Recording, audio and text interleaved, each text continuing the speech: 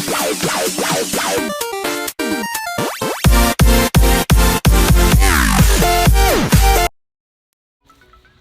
guys! So, in today's video, kung ano man yung napasa nyo sa title and thumbnail ng video na to, yun yung gagawin natin, of course. Divisoria Hall. And, guys, bago ko pumunta ng Divisoria, nag-set ako ng budget at saka naggawa ako ng listahan. Kasi ang hirap magpigil pag nasa Divisoria ka, diba? Kasi ang daming maganda, ang daming mura. Pero yung tanong kasi, kung magagamit ba talaga natin yung mga bibili natin dun. So, syempre, hindi rin lahat ng nasa listahan ko nahanap ko. So, ginawa ko, since pinakaset nga akong budget, nakahanap naman ako ng pwede kong ipalit na sa tingin ko magagamit ko talaga. Syempre, I'm going to start para naman madali din tayong matapos. Hindi naman to karamihan, guys. So, yun. So, unang nabili, guys, sa Divisoria, ito. Nabili ko siya sa 168 and ang tawag daw dito ay heat shaper belt. Natapon ko na kasi yung box niya, guys, since nagamit ko na. And nalimutan ko, nagagawa pala ako ng haul. Para to sa mga tamad mag-workout kagaya ko, na gustong lumiit yung tiyan nila. Sana nga lumiit. Kasi hindi naman malaki yung tiyan ko, guys, pero gusto ko siyang lagyan ng korte. Although may korte din, pero gusto ko talaga yung malalim yung korte ko, ganyan. Parang ang ganda pag nag-fitted ako, diba? And yun yung purpose ng pink na to. Yan, ito. Kasi, na-adjust yan. And pwede mo siyang banatin hanggang kung anong klaseng kurba yung gusto mo. Kasi ako, syempre yung tama lang. Kasi pag inigpitan ko to, hindi na ako makakahinga. So, nabili ko to for only 100 pesos sa 168 Bulo siya. Kung dito ka papasok sa katabi ng Lucky Chinatown, yung entrance dyan, yung sa Santa Elena Street. Pag doon ka papasok, sa kabilang dulo, katabi-katabi ng escalator, makikita nyo to only for 100 pesos. And syempre, kung may nabili akong pang tamad na pang pa-sexy, meron din akong binili na pang masipag. Wait, ka magulo dyan. Ito, guys, yoga mat. Oh my god, ay. Nagamit ko na rin to, guys, kaya nawala na yung kemerot niya dito. Yung parang pampaipit na dyan. And I got this for only 180 pesos sa 999 sa food court. And katabi niya yung mga nagtitinda doon ng Korean snack, Korean food, mga Korean noodles, Korean ice cream, ganyan, mga KitKat, green tea, basta katabi nito yun. So, nung nakita ko to, sabi niya 200 pesos daw. Siyempre, tumawad ako. And binigay niya ng 180 pesos sa akin. And binili ko na kasi nga, nakikita ko to sa mall and gusto ko na sanang bumili nun. Kaso yung presyo niya nasa 400 to 1,000 pesos. Depende sa brand. So, nung nakakita ko nito, binili ko na. And nagamit ko siya, guys. Ang ganda niya, ang lambot-lambot. Parang ang sarap niyang tulugan kasi na-try kong humiga dito, inantok ako. O, diba? Iba yung nangyari. Pero okay to, guys. Okay na siya yung quality niya for 180 pesos. Next thing that I got is ito. Sa bangketa ko lang siya binili.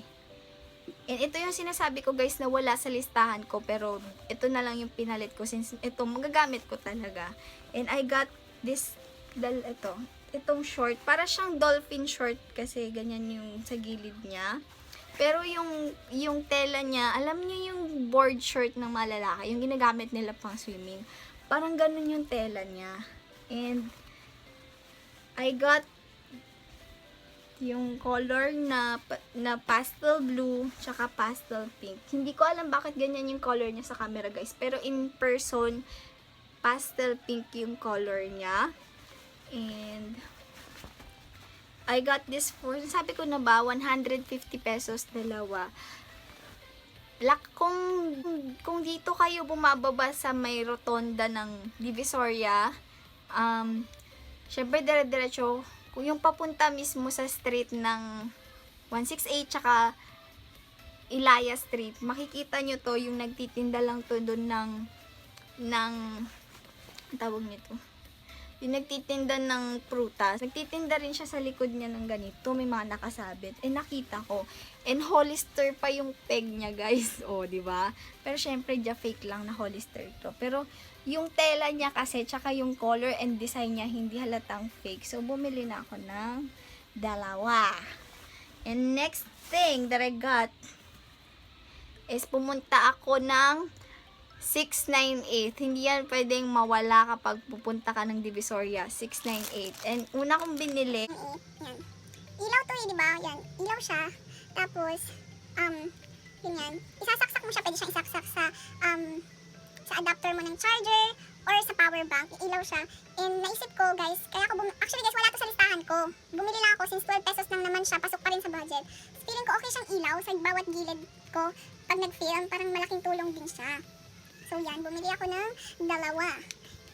and bumili ako ng selfie light. Sabi ni ate, selfie light daw to. Natapon ko na rin yung box nito. And I got this for only 70 pesos. Ayan. Oh, ang ganda niya, 'di ba? Wait lang. Asan ba yung level 1 nito? May ano to, may number ng lakas. So, ito yung number 1, guys. Yan. And then ito yung number 2. Yan.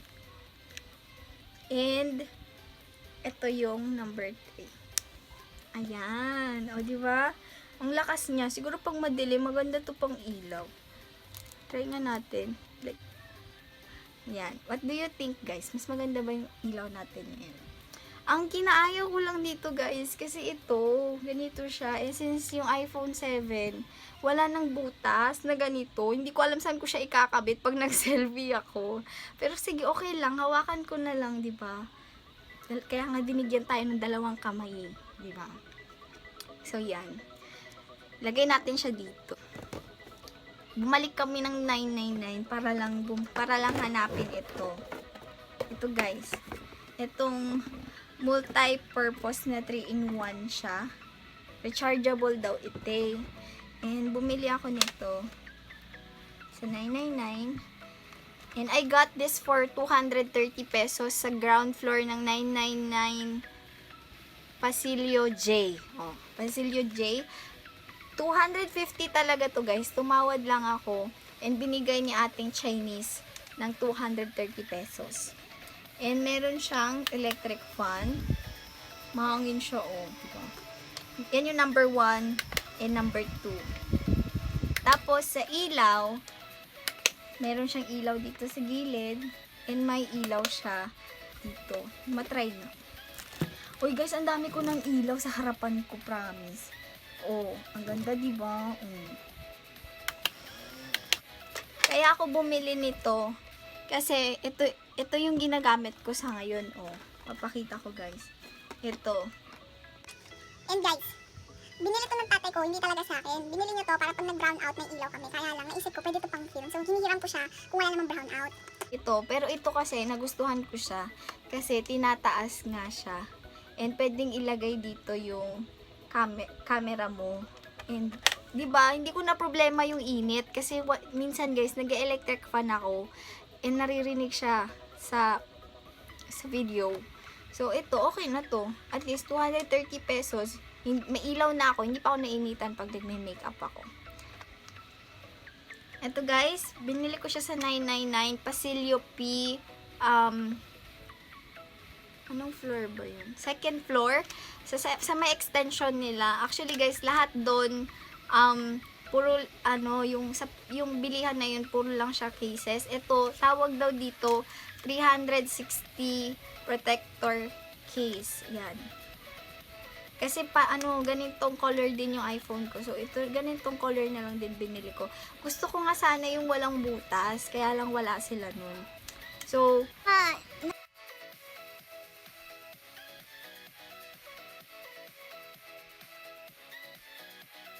yung pusa na naka-bad finger, andun yun, guys. Hindi ako nakapili doon. Nauwi ako sa 360 na case. Kasi nga, sabi ng boyfriend ko, ang liit-liit na nga ng kamay mo, tapos yung cellphone mo nga na walang case, hirap ka ng hawakan. Tapos lalagyan mo pa ng case na lalong lalaki. So, nagets ko naman na, okay, truth hurts eh. Maliit talaga yung kamay ko, guys, actually. So, dito na lang, kasi sabi niya, simple lang yan, pero ang social tingnan. So, sinunod ko siya. Kasi, totoo nga naman, guys, ang ganda niya sa phone. Imagine niyo yan. 150 pesos na. So, ito na siya, guys, pag nakakabit siya sa phone. Yung binili ko to, may free na rin siya na tempered glass kasi yung tempered glass mo hanggang dito. So, pag kinabit siya nakaangat, so pinalitan ni ate yung hanggang dito lang talaga sa skip. So, ayan siya sa likod. O, diba? Ang simple lang, pero ang bongga. and let's go back sa nakahinihintay kong makita nyong lahat, guys. Asan na yun? Guys, bumili ako ng brushes sa 698. Yes. Oh, ang shala. Oh, 'di ba? May buntot talaga, guys. Kasi guys, yung balak kong bilihin is yung unicorn brush. Nagkataon lang na may bago sila, mermaid brush. Parang mas bet ko to kasi parang, di ba? And ito yung pinakagusto ko, yung powder brush kasi ang laki-laki niya. Parang sakop niya na yung isang ganito ko. Oh. And I got this 6 pieces siya, guys. 325 pesos. Yan. Meron ka ng powder brush. Meron ka ng foundation brush. Sana tama. And itong dalawang to hindi ko alam. Pero I guess ito pwede ito pang contour since angled siya. And ito hindi ko alam.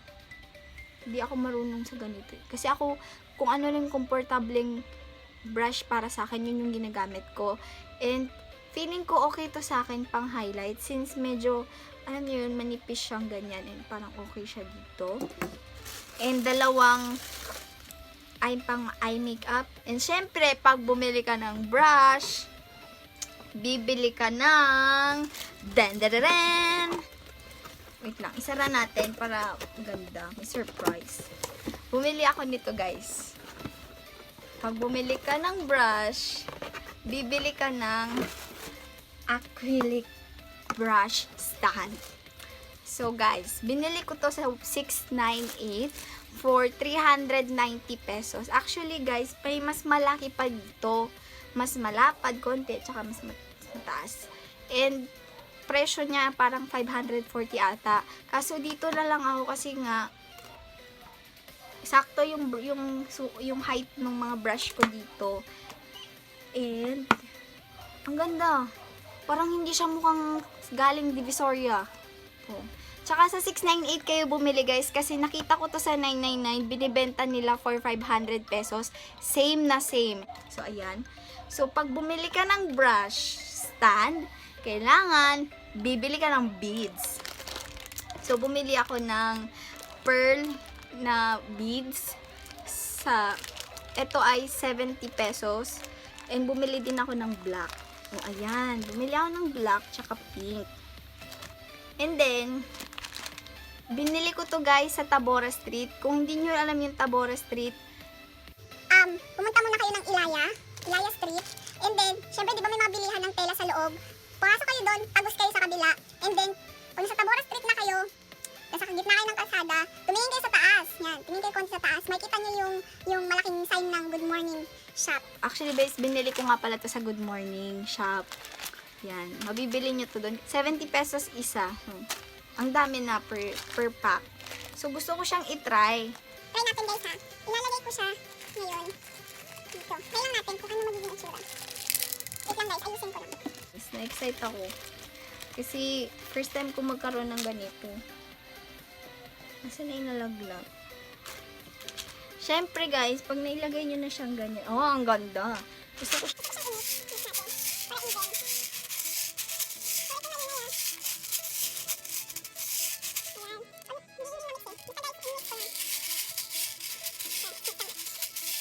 yan. Oh, ang shala niya talaga. Oh, di ba? For only 390 pesos tapos 70 pesos each yung beads. O di ba, para ka nang kala mo bumili ka sa online. Guys, what do you think? Guys, sino? Wala lang akong masabi. Speechless ako. Kasi ang ganda niya, lalo na in person, parang ayaw mong gamitin. So, yan. So, yun lang, guys, sa aking Divisoria haul. Sana po nagustuhan nyo lahat. Kasi ako, guys, sobrang nagustuhan ko yung lahat ng pinamili ko. Dahil alam ko lahat sila magagamit ko. Lalo na to. Diba, guys? Sobrang ganda niya. And, yun lang, guys. Sana sa susunod na pupunta kayo or plano nyong pumunta ng Divisoria, sana po yung mga pinamili ko at yung mga binilihan ko, sana na makakatulong yun sa inyo. And hope you guys like this video. Please give it a thumbs up. And yun lang. See you guys on my next video. Bye!